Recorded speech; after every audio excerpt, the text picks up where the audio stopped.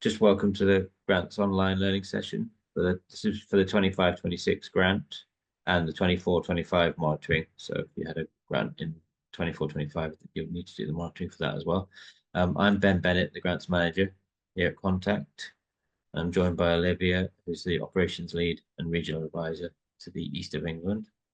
As we do every year, we'll go through what's changed from last year, where to find the forms, some general reminders about the process, and we'll go through the forms on screen and then answer any questions you have.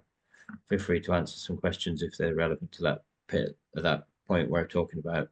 Yeah, I'll try and answer, but if not, we'll wait to the end and make sure those questions are answered. Okay, so everything, I think we'll start now. If everyone's here, it's recorded anyway, so we can review anything you might miss at the start. Yeah, so the best place to start is obviously the web page can everyone see my screen? So it's the website on Contact's website, the grants and monitoring section. You should have been emailed this anyway when we let you know about the forms being available. Just some general reminders that it's you'll be able to find the forms here and the changes documents. So if you've done it before, you just want to know what's changed from last year, the changes document is there. The application form, some reminders here just about submitting. You can submit your application as soon as possible. You don't have to wait for the monitoring to be submitted first, although the monitoring deadline is first, but you can just get your application in first, so you can get your first tranche, and then we won't release the second tranche until your monitoring is approved.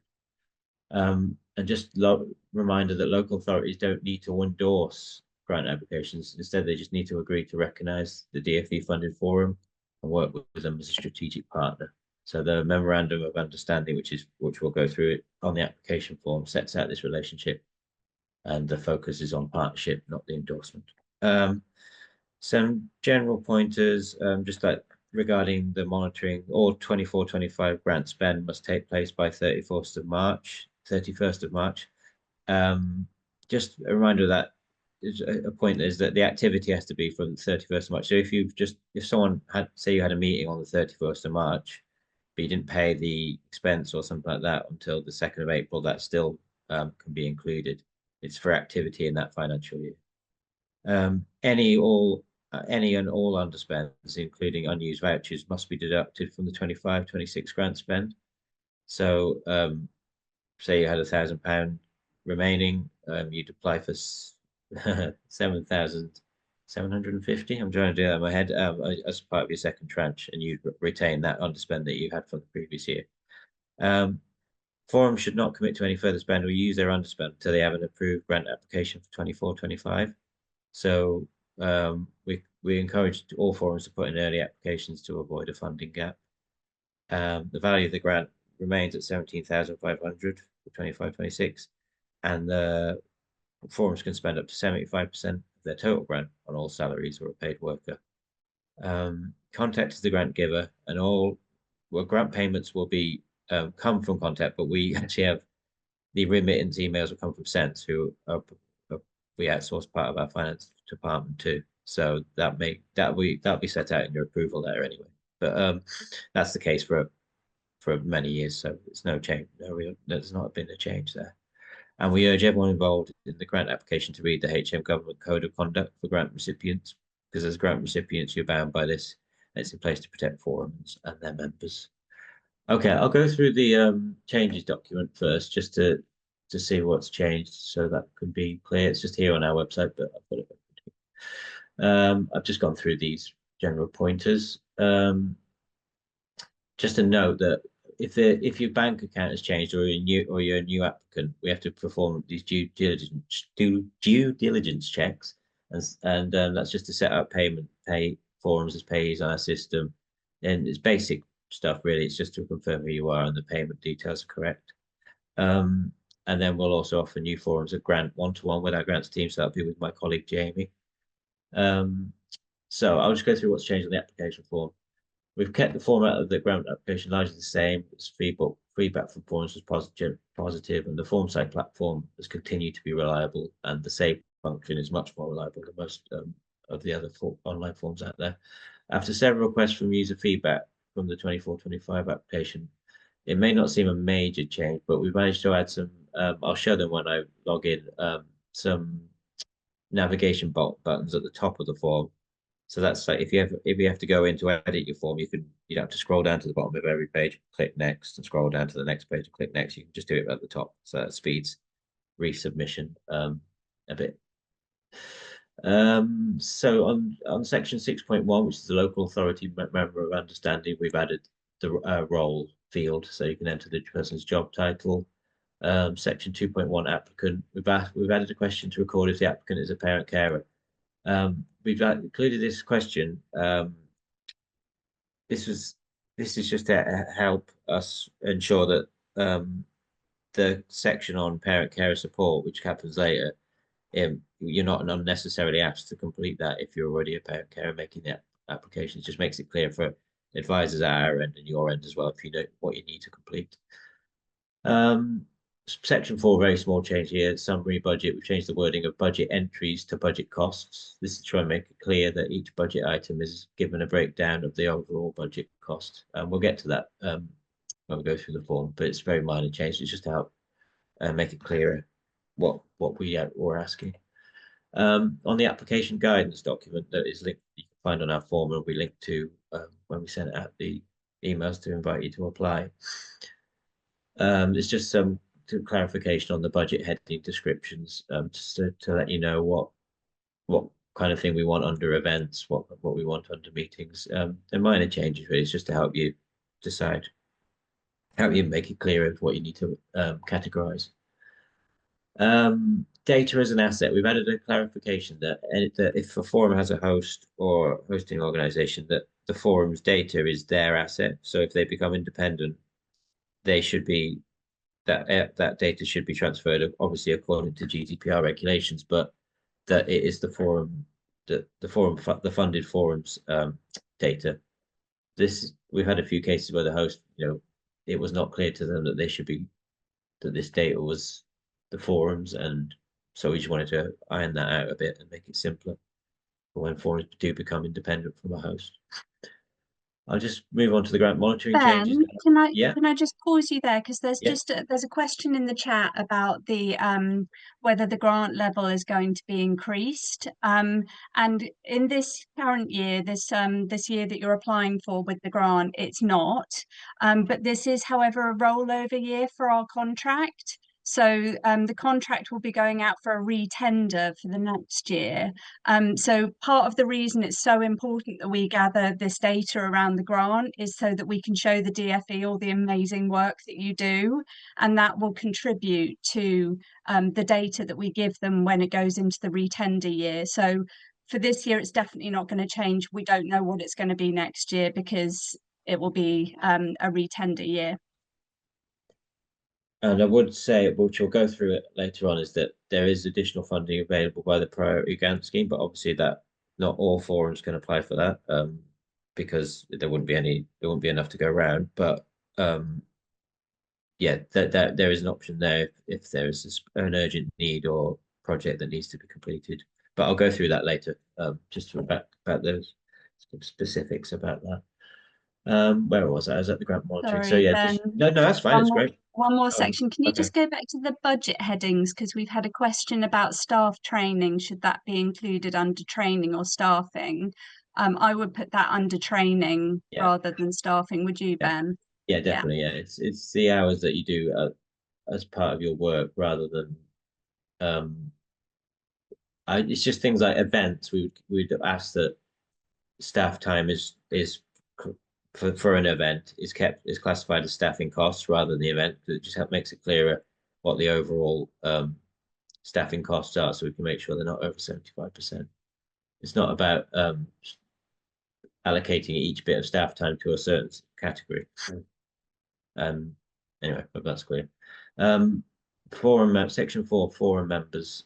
We've clarified this question that here we mean parent carers in your wider membership who have signed up to receive a newsletter, for example, rather than forum committee members. So we just had a few cases, not many, but just where forums are underselling themselves on this because they thought it meant committee members rather than their wider reach to parents.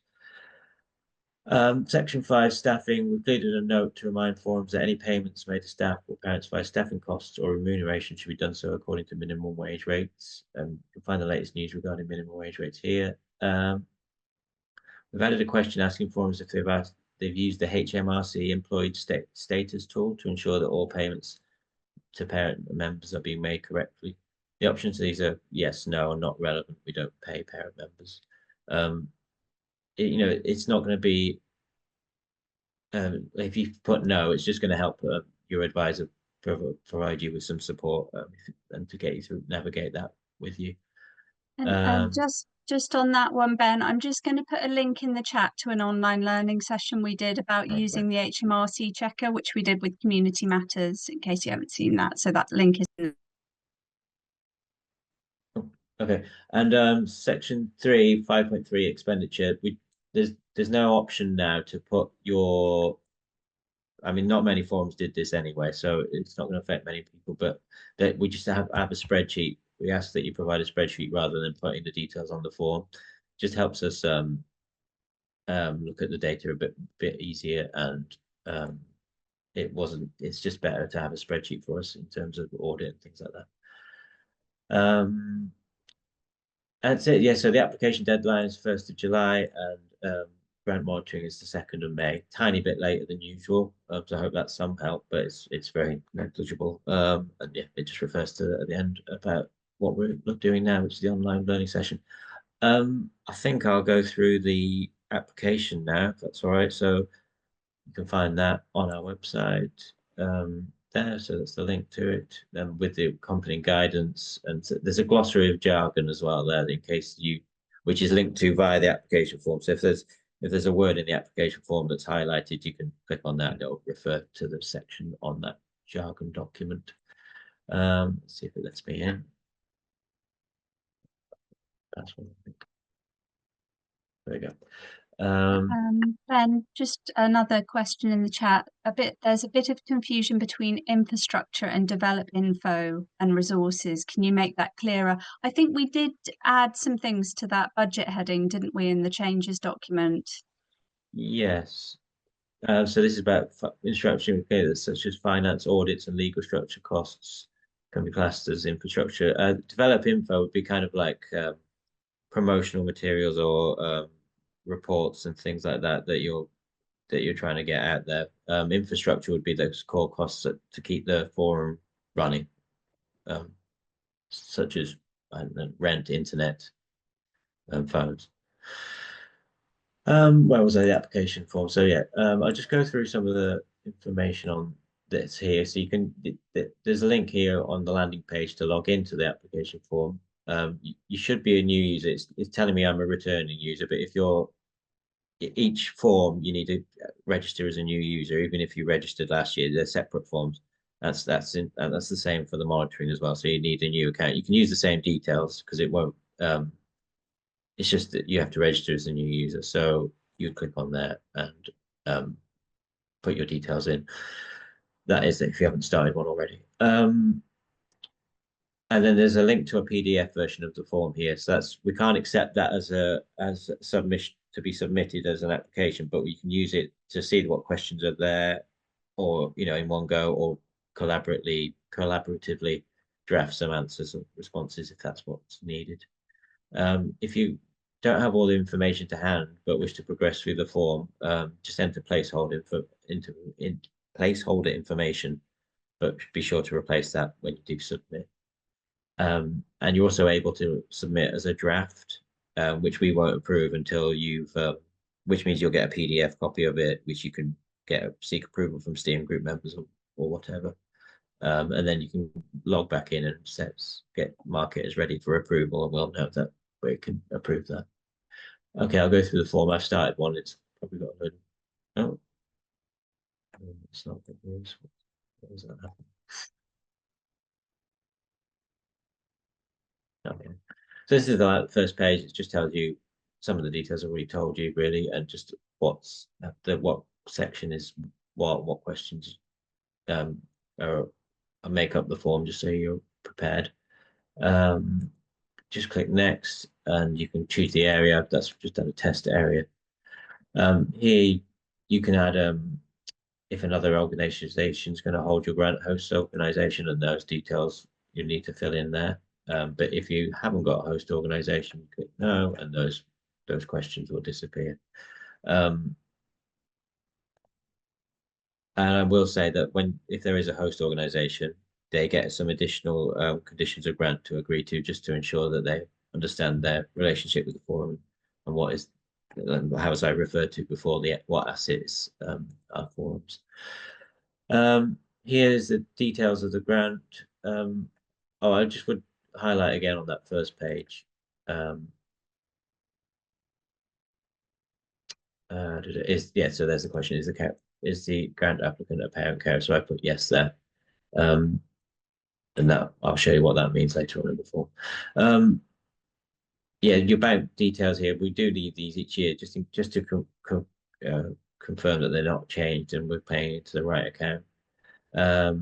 You can add your e-bank signatories here, and then named officers of the forum. You need to just click here to confirm that you're aware that the application will be shared with these named officers. Named officers is a bit of a confusing term, I suppose. It just means ensure all committee or steering group members are named, so we can get in contact with them to verify anything or just have an understanding of the makeup of the forum. This is where you add your public details of the forum. These will go on the contact and NNPCF's website, so it'd be best if they're accurate, obviously. And then, sorry, the Zoom pop-up. Hi, Ben, there's just a question. If a forum had a host before and now they're applying for themselves, do they have to register as a new user? They've had the grant before for the past 2 years, but with the host. I mean, everyone will need to register as a new user on this form because it's a new form. So it's in terms of what that means, if it's the first year you're applying yourself, is that you'll be asked this, and I'll ask you to provide your payment details, and then, like I said earlier, you'll just go through some due diligence checks. It doesn't we just need to.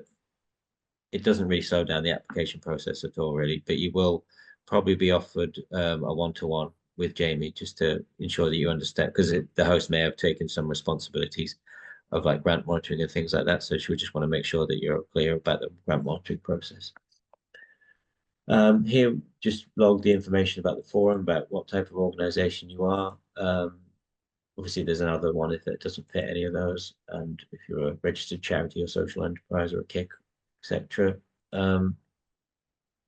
And this section 3.3, parent care involvement, is what you can give some numbers regarding. Sorry, Ben, just one second. We just had a question about your parent care advisor. So if you don't know who your parent care advisor is, we do have PDF, which I will just find and I'll put it in the chat, and that shows which regions the advisors cover. Yeah, it's on the website here, so please, so you can click here, and it shows all of us, all our team. So you can find that there. Should I put that in the chat? Oh yeah, so other stats as well. If people are they actively involved in the running of the forum, these are representing the forum on local service working and contributed their experiences. These are really important for us in terms of reporting and showing the impact of forums and how they've grown over the years. So this is really helpful information. So yeah, it's really important to us. Thank you. And so and then we asked, did the forum receive funding to support parent participation other than the DFE grant? And if you say yes, just there's some additional questions there. And then here's the summary budget for your year, or what you're going to plan to do. There's some clarification regarding staffing costs and parent care remuneration. And we've got a link to the HMRC employment status tool for you, just so you can check that's been done. And then you can just choose your category of spend, your amount, we just put some placeholder information that won't actually be, it's not there, it's just for an example of what kind of how we want this cost broke down. And then it'll add it up automatically when you complete it. So just put,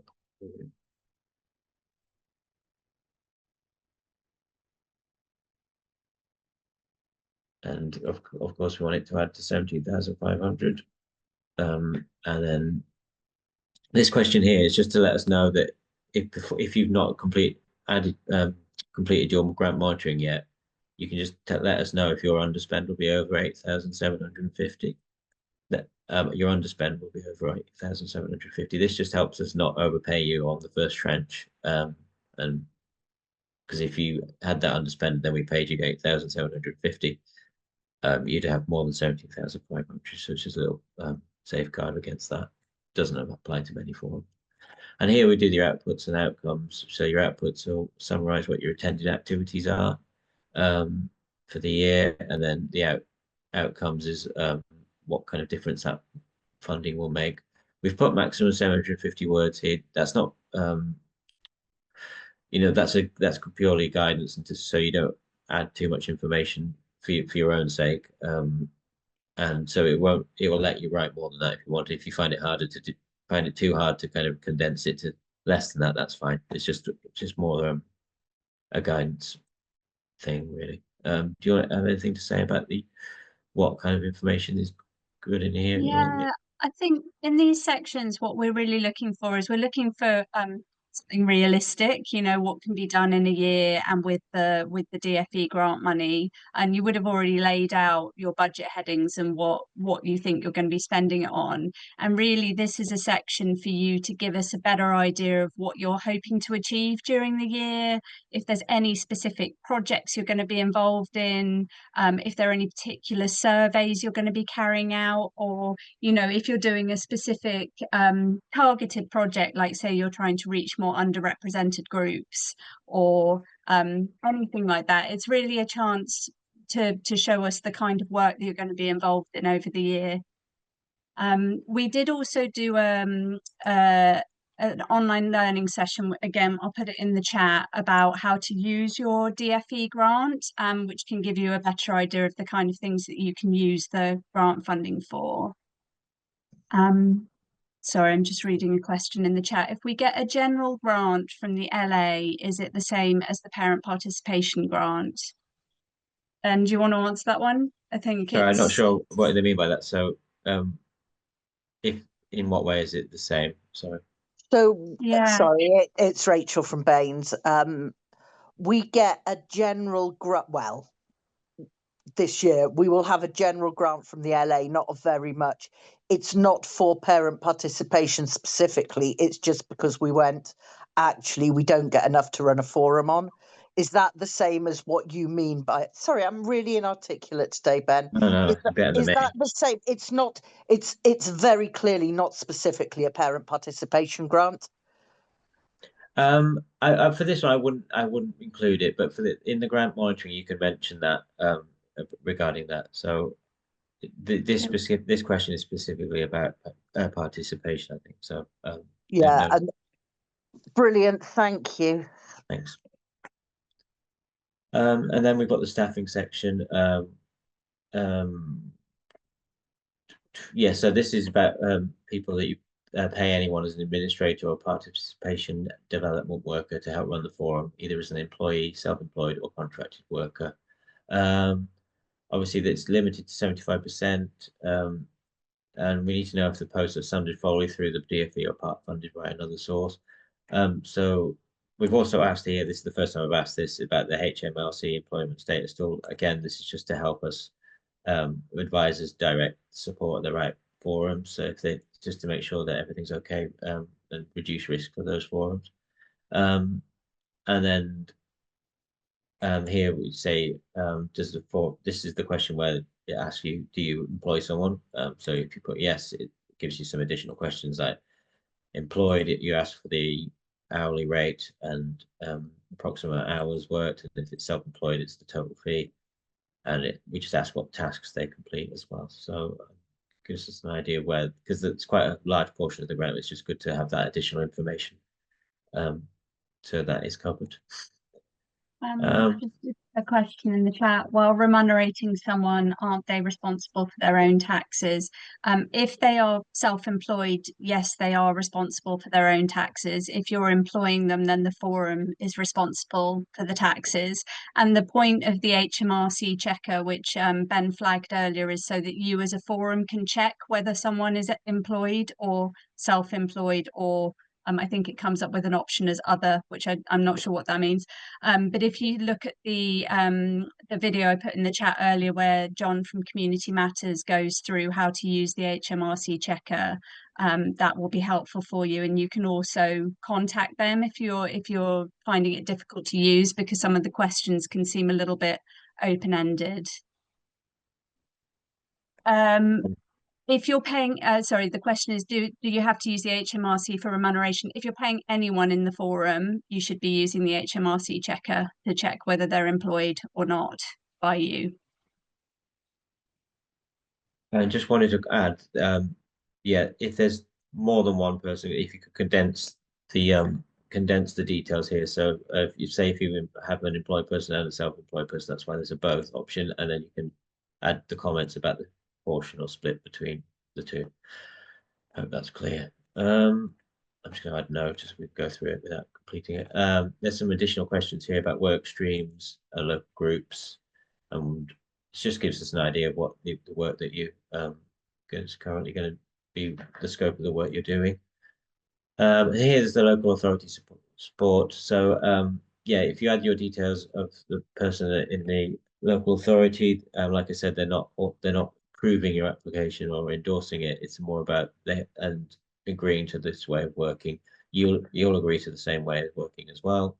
And when the form is completed, they'll get a form to complete to agree to this the same text here as you agree to on the form. In terms of how that works, yeah. Sorry, just another question. Clive, would you mind coming on and asking your question? Because I'm not quite clear what you're asking about your local area overhauling its governance. So how do we reflect we're not in work streams? Well, the box was about, you were just looking at that, was about kind of indicating which work streams you currently have representatives on. Within our particular local authority, we've just had our SEND review, so the whole of the governance structure has been, I suppose, chucked up in the air. And it's going to take maybe another 4 or 5 months to fully settle down, so we get parents onto those groups. And we've also had probably about 12 months now where most of the work streams that were in existence up till the kind of start of last year had kind of disappeared. So we've had almost like a 6-month period where we've had no work streams apart from the kind of partnership board and probably one other group. And then we're going to be in a situation where the next 3 or 4 months we might have just representation on the partnership board and no other groups because they haven't got their act together. I think for that, Ben, you can correct me if I'm wrong, but I would put in the ones that you are definitely working on currently, and maybe just a bit of an explanation that there's been a bit of a restructure and you're waiting to hear about which groups they are. That's fine. Yeah, just so that your advisor knows. Just be honest that it's a bit of a mess. Yeah, well, that context is important as well. It's not about this section, isn't about us approving it on the basis of what you put in here. It's more about getting that. No, it just doesn't sit well when we were trying to push representation and when we were then kind of reporting when we haven't got much representation. But that's not our fault, quite frankly. No, we understand. Yeah, so I think we need to put that narrative in potentially to say, actually, we have got people waiting and have been waiting for 6 months or more. Yeah. And if council can't get its act together, then. Yeah, I think if you just put the groups you're definitely in and then a little bit of context, then at least your advisor knows that you're working on it. Yeah. Okay. Thank you. Thanks. Yeah. So regarding local authority contact, so yeah, when your application is submitted to us, they'll get an alert to complete that for the that form saying that they agree to work with you in that way. And I will chase that after 5 working days to see if they haven't yet replied. And then I might go back to you after I've done numerous chases to say we're not getting any reply. Could you get in contact with them to see what's the hold up? Sometimes it's just missed emails, or they're not looking in they're not, or what, they've missed the email, so that's usually resolved quite quickly. But yeah, that's how it works at our end. And then this is the parent care support. So because I said I was a parent carer at the start, there is no need to complete this section as you answered yes to the grant parent care. So that makes it a bit simpler. And if obviously if the applicant wasn't a parent carer, you'd be asked to complete that section. Yeah. And then we're on to the dreaded conditions of grant and declarations and HM government code of conduct. Quite a lot of information, but it's really worth reading properly just to make sure you're aware of all of it. I won't go through every bit of it now because it's not really changed since before, and I think it's too long to go through it. I think if you have any questions about it, it's best just to come to us directly. So it's got all the usual things like GDPR, Equality Act, and duplication notice, just to make sure if you have other funding that is not you're not double accounting across funding streams, and clawback and how the money might be clawed back in case there's any breach. We've not had to do that yet, so I just wanted to make sure that's clear. And then conditions of grant, just to make sure there's like things like spending all of it by the financial year, and how the grant is made up with the underspend taken off and your second tranche being deducted to that amount. If you're not clear of any of that, I'm happy to answer any questions directly or outside this meeting. But yeah, it just makes it clear what the purpose of the grant is as well. And then there's a little bit just kind of summing up about the conditions, about being the person named above, understand the purpose of the grant, agree to the conditions of grant, accompanying declarations, to understand these are legally binding, understand if there's a breach of these grant conditions, the grant may be withdrawn, withheld, or clawed back, and all grant spend will be related to the activity for the period 1st of April 25 to 31st of March 26. Any spend outside this time period or spend that does not meet the conditions of grant will be deducted from the total grant expenditure. Just want to make sure that's clear. Okay, so I think we can move on to the monitoring now. Ben, can I just add one thing at the end of the application? So we do ask you to submit a financial control policy, and we ask that it's reviewed in the past 24 months. And I just wanted to flag, because it's something, I think we introduced it last year, but we've gone back to some forums on it. That there's a clause in it that says no one can authorize or make payments to themselves, a relative, partner, or spouse. And that's it doesn't have to be that specific wording, but if you could add something along the lines of that, that would be really great. And if you have any questions, you can always ask your advisor, or you can come back to me and Ben about it. Yeah, there's just some quick questions about if it's been updated in the past 24 months. Yeah, and ask you that it needs to be reviewed before it can be approved. But we can talk. You can talk about that with your advisor. It's best just to get it in and attached and submitted. I just put no now, so I can skip that bit. And then there's just some questions about the form, and then you can mark it as draft or approve my application, just so if you want to just run it by some people before it's approved. Okay, I'll move on to the monitoring now. Is that the monitoring? Yes, 24-25, same kind of format as the application. Just gives you a brief overview and summary of the sections and some reminders about saving progress and like that. The form does save when you click next, but if you've got a big bit of text on both forms, I would press save progress as you go, or maybe draft in Word. Just if like things like on the outputs out an outcome section where it's quite a lot of, like we said, 750 words, quite a bit really. You don't want to be losing that in case your internet drops out and things like that. So either keep pressing save progress or draft the longer bit of text in like something like a notepad or something like that. Yeah, as in this the app, not a physical one. Okay, so yes, same kind of format. Look, tell us your advisor. I just put myself, and then same things, contact details and the host details if there is one. And I've just had a question. How often do you think people should save as they go through?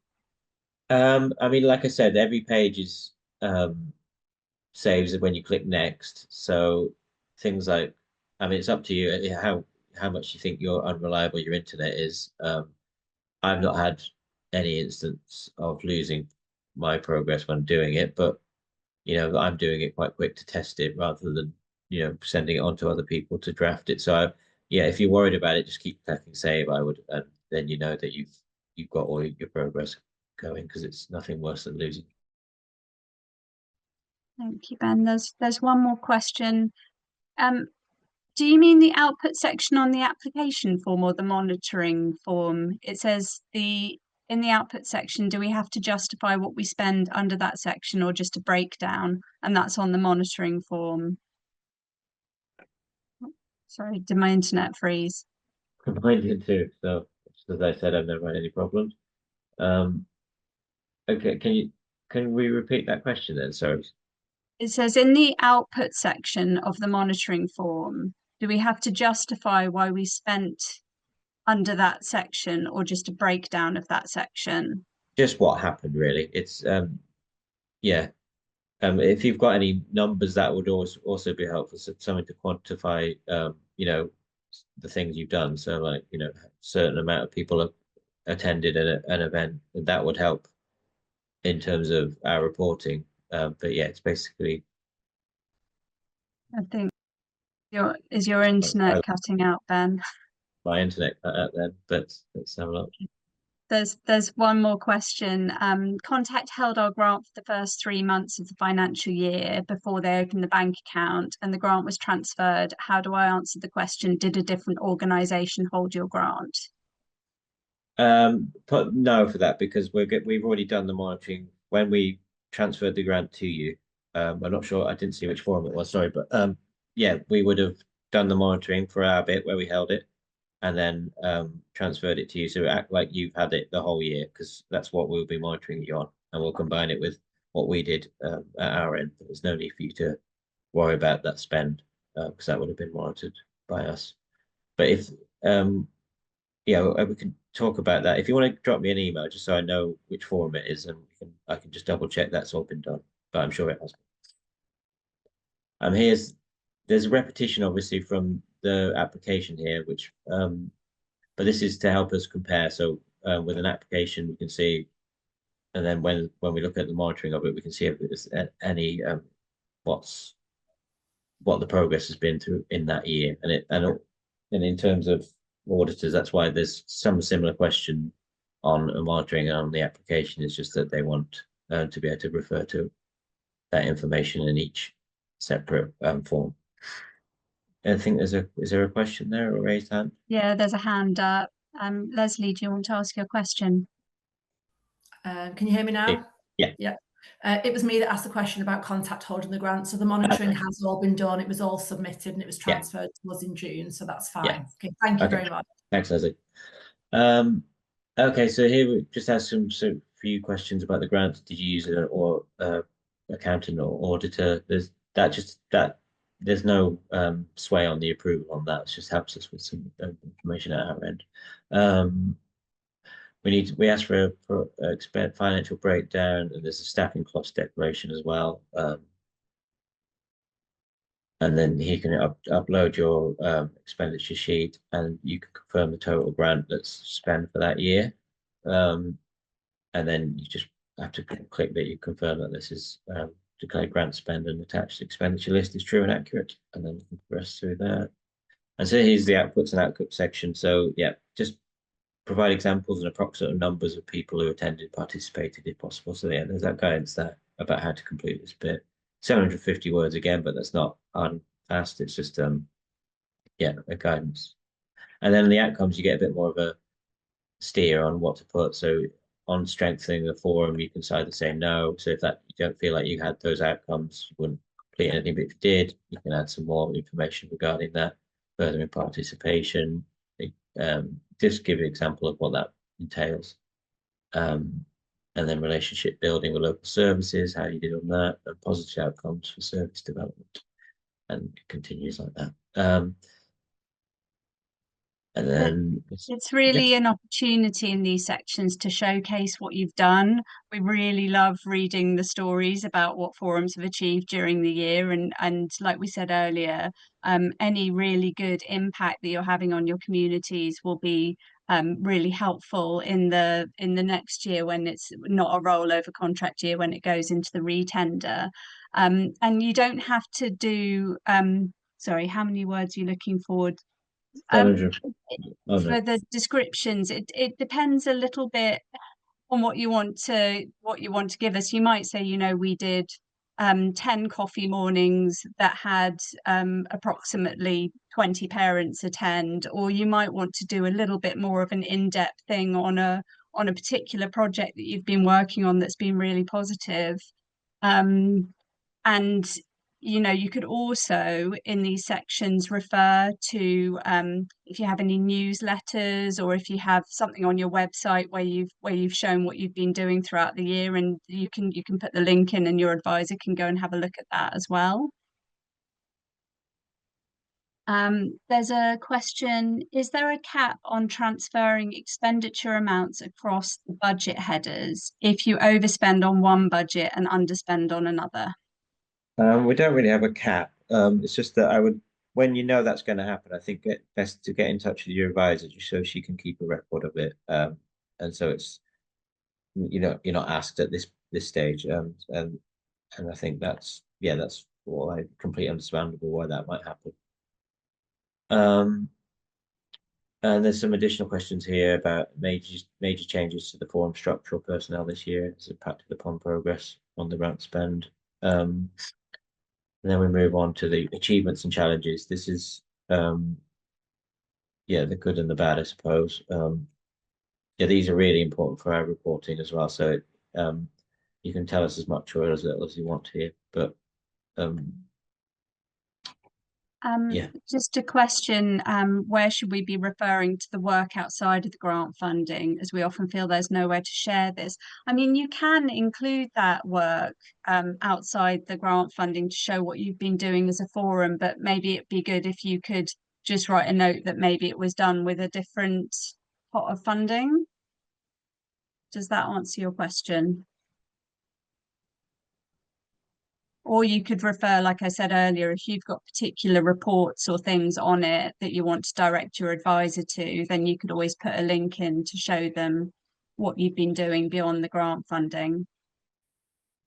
And here you can add a tick to say that you'd like to share a case study to help carbon tax shape their support, and the NPC have to focus their work. We'll be happy to contact you about this. So if you click that, the advisor can get more information from you about the good work you've been doing. Here's some questions about local area send inspections. Pretty self-explanatory on that bit. You'll get different ones depending on your responses. And then here's the relationship section where you can describe your relationship with education, social care, health. It's best to be honest on this, but there's no, if it's changed from co-production to, that's not a reflection on you. It's how the current relationship is. So it's really good to be able to report on these, and it helps the advisor keep an eye on your relationship with those bodies. And then there's a question about if you're happy to share certain responses to questions. Yeah, and there's some children and young people questions because we're in a contract with kids and CDC, so that some of this information can be shared with them about children and young people. And then there's the SEND-DS service questions here as well, which are pretty self-explanatory. And then we have some finance questions which we just need to do to get it approved. Really, I suppose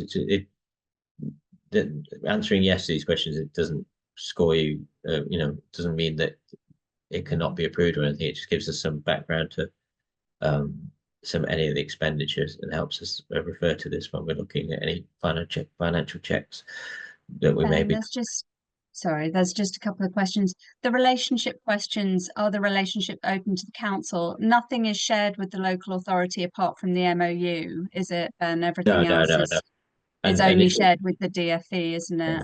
And if it's used in reporting, it would usually be just anonymised as a cumulative. So just to clarify, this particular section isn't shared with the council. No. That's fine. No, yeah. So yeah, it's just if you got an ambiguous relationship or a difficult relationship, you don't. It's a bit like what's the point if you're thinking what's the point in the relationship? Yeah. Like I said, it's best to be honest there, because as an advisor, when you read through the form and you see, oh, maybe their relationship isn't so great, it gives us an opportunity to check in with you to see if there's anything we can do to support around that. Yeah. And then the other question is, do we receive a printable copy of the form once we've submitted it? Yeah, so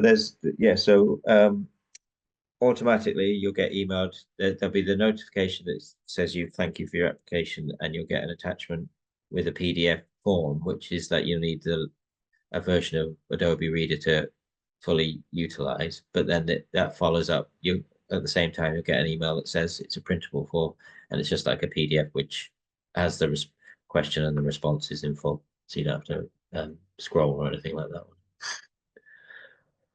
This is section 8. Section 8 is about inclusion and represent kind of diversity of your forum's membership. Do you collect data about that? So if you click no, you won't be asking any further questions. But if you do yes, it's just that helps us understand the makeup of who you're reaching out to. Yeah, so that's the same as previous years. And there's an additional question: does your forum have an equality, diversity, and inclusion policy and plan in place? So yeah, we do have some resources around EDI. If anyone wants to get in touch with their advisor, we can share that. And we often run a couple of online sessions during the year, but they haven't been booked in for this year yet, as far as I'm aware. But you can keep an eye out for those. And I think if you are putting no on that, but you feel like you want to, but you feel like there's some kind of like what's the word? Things in your way, to barriers to be able to collect that data, and you feel like you want to know how best effective. Obviously, refer to the learning sessions that Olivia may have links to. But yeah, do get in contact with your advisor or the grants team. We can discuss those with you. And then the last page, I think we're getting close to the end, satisfaction level. So this is just about question 1 about how the contact you had with your advisor. That's not shared with your advisor. It will be shared with the operations team so they can review it.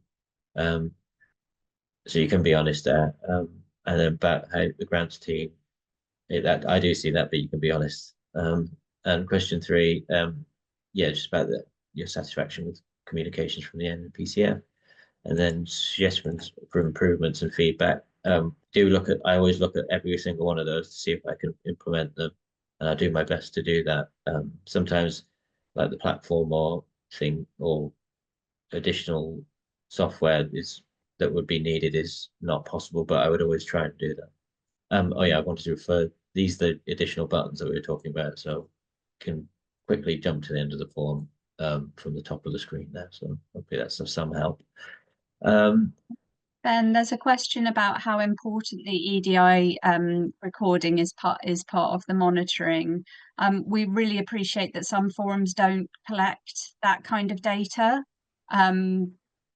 Is there anything you want to add to that, Ben? I mean, it's not a prerequisite or something that will mean that it's not approved or things like that. It's good to get a record of where the forums as a whole are at and keeping that data. So it's not I wouldn't say that it's a prerequisite, but if you feel like you want to, and that it would help the forum as well as our reporting, but help the forum, but you feel that there's barriers in place, then do discuss it with us to see what we can navigate. Because I think the arrival of GDPR scared a lot of people off doing that kind of thing, recording that, and there are ways of doing that safely and to keep GDPR happy as well. And I'm happy to discuss those with you.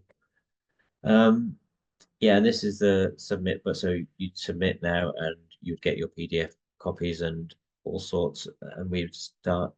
Obviously, I would have emailed those forums because there's a thing called financial checks. Not everyone might not know about these, but forums, there's particularly new forums, or we're contracted to do financial checks on a certain percentage of forums. So it could be for many reasons. It could be if you're a new forum, there's been issues with the monitoring before, or just random checks. That means the full financial checks means I get asked for all the expenditure, proofs of expenditure for that year, and we go through those and ask any question, ask a few additional questions relating to that spend.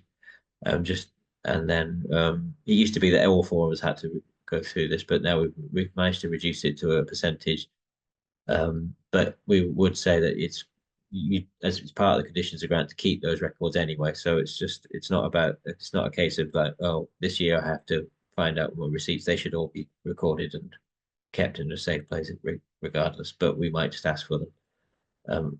So you should know if you've already been asked about this, but we will chase those that we've flagged for those checks and keep them, just remind them that that's what we need. So yeah, I won't submit that. So, but you will, I can go on to just to quickly talk about, so in July, we will do,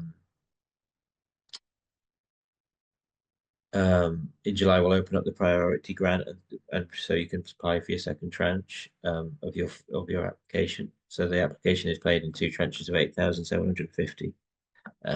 So once your monitoring is approved, you can apply for your second tranche. Your monitoring approval letter will let you know when that, remind you that you can now apply for your second tranche. But if your monitoring is approved before July, it won't have the link for the second tranche form yet. But when those things are ready, I'll announce it to all forums anyway, so you can apply that. The priority grant, as I mentioned this earlier, but it's just when forums don't access the full amount of the grant allocated to them. This provides a pot of money for other forums to access for urgent projects and work streams. So it's on our website here, but yeah, the amount of priority grant money varies each year. So depending on how much forums request or underspend from the previous year's grant. We'll open this up in July, like I said. It's open to regions as well, and they have a £3,000 ring-fenced amount each region. But forums, it's dependent on, as like I said, the priority grant part is limited. So forums usually get approval on a first come, first served basis based on urgent need. So some funding is ring-fenced to support new or at-risk forums, and we only approve those with an urgent need. So if funds are low, we may have to reject or partly approve some applications. And it's limited to 10,000 for each forum. Yeah, that'll be open in July. And I think like it's really important, if you want to apply for a priority grant, to get in touch with your regional advisor or your forum advisor and just talk it through with them, because they can give you an idea of whether they think it's something that meets the criteria of priority grant, and whether it also meets the conditions of grant generally. Yeah, so I think that's it really for this one. Obviously, like if there's anything that hasn't been answered here, do ask a question now. But if there's something that you think is more specific to the forum and you don't want it shared, recorded, just come to us directly. And if you have any issues with the form, or just come to us, the grants team. We can either, if we can't answer it, your advisor will be able to. Again, sorry, my dog's barking. I hope that, I'm sure that's finding everything. There's a question from Janet. Janet, do you want to ask your question? Hi, yeah, thank you for putting this on. It was just a quick question regarding the remuneration. We've always been told that if it's like office work, so responding to emails, sending out newsletters, preparing for a meeting, doing logs or anything like that, that would come under staffing costs. But we've always put any time that any of our representatives have gone along to a strategic meeting or gone along to an event or a coffee morning, we've put the parent carers costs under remuneration, and we've put the cost of maybe hiring a hall or getting in refreshments under the events. But what Ben said earlier, does that mean that we should be putting the time for the carer that's gone along to host a coffee morning, that should actually go under the event rather than remuneration? I was just a little bit unclear on that. I think you're doing it right. Yeah, it makes it clearer. Yeah. No, Yeah, that's I just want to make it sure. Yeah, you sound like you're doing exactly right, Janet. I think what we were trying to get to there was someone had asked about administrative costs for organising an event and where that should be put. And so Ben has suggested that should be in staffing because it adds to the staffing part of it rather than the actually attending the meeting and facilitating or being a parent rep. Thank you.